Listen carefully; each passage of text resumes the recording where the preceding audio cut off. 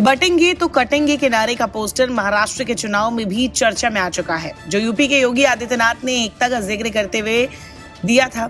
हालांकि नारे का उल्टा असर भी दिख रहा है, जहां पूछा जा रहा है कि गठबंधन में गांठ है या फिर सांठगांठ, क्योंकि महायुति यानी एनडीए ने जो सीट बांटी उनमें पेच फंसता दिख रहा है।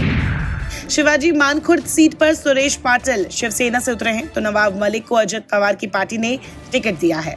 बीजेपी ने कहा है कि वो अजित पवार के उम्मीदवार का प्रचार नहीं करेगी।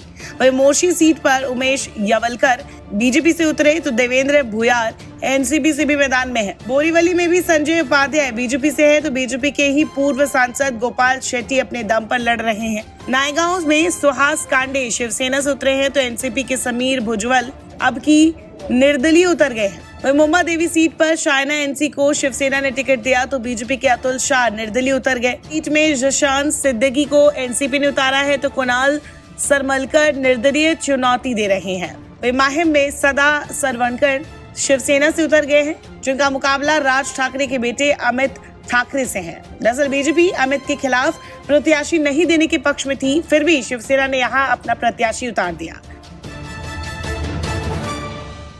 दूसरी तरफ इंडिया गठबंधन के एमवीए का हाल भी कुछ ऐसा ही है। महाविकास आघाड़ी में जिन सीटों पर पेच है, उनमें शिवाजी मानखुर्द सीट सबसे ऊपर है, क्योंकि यहाँ एसपी से अबू आजमी उतरे हैं, तो राजेंद्र वाघमरे शिवसेना यूबीटी के भी उतर गए हैं। रामटेक सीट पर विशाल बरवटे जो शिवसेना यूबीटी से टिकट पाए हैं, उनके खिलाफ कांग्रेस की बागी राजेंद्र मुलक उतरे हैं। दीगरा सीट पर पवन जायसवाल शिवसेना यूबीटी से आए, तो मानिक राव ठाकरे कांग्रेस नेता ने चुनौती दी है। परांडा सीट यहाँ रंजीत पाटिल शिवसेना उद्धव गुट की उतरी हैं, तो शरद पवार की पार्टी के राहुल मोटे ने पेच फंसा दिया है। इतना ही नहीं, सोलापुर दक्षिण में उद्धव की पार्टी के अमर पाटिल के सामने कांग्रेस के दिलीप माने भी उतर गए हैं। वहीं पंढरपुर में भागीरथ भलके कांग्रेस के मैदान में है, तो शरद पवार की पार्टी के अनिल सावंत भी है।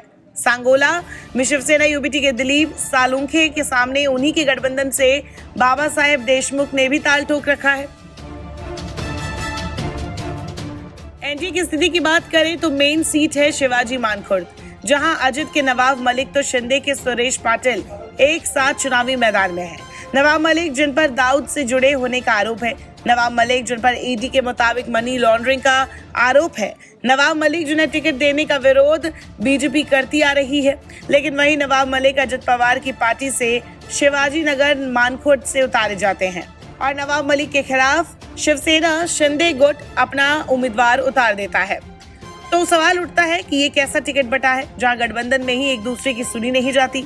महायुति और महाविकास आघाड़ी गठबंधन के उम्मीदवारों की सही संख्या भी पता नहीं लग पा रही है।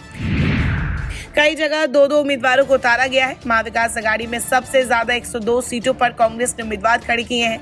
शिवसेना उद्धव गुट के 89, जबकि एनसीपी शरद पवार गुट के 87 प्रत्याशियों ने नामांकन किया है। 13 सीटें सहयोगी दलों को दी गई है, यानी कुल मिलाकर एमवीए ने 291 उम्मीदवारों को टिकट दिया है। दरअसल 3 सीटों पर इसी गठबंधन के दल आमने सामने आ गए हैं, इसलिए 288 का आंकड़ा 291 पर पहुंच गया है।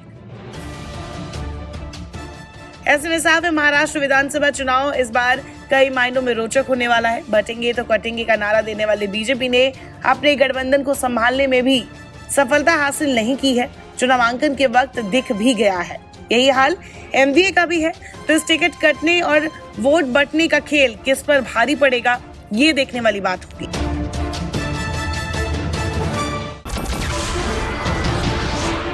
नमस्कार, मैं हूं मानक गुप्ता। अगर आपको हमारा ये वीडियो पसंद आया हो तो इसे लाइक और शेयर जरूर करें, और हाँ, हमें सब्सक्राइब और फॉलो करना ना भूलें, ताकि आप देश और दुनिया की कोई खबर मिस ना करें। तो जुड़े रहिए हमारे साथ और देखते रहिए न्यूज़ 24।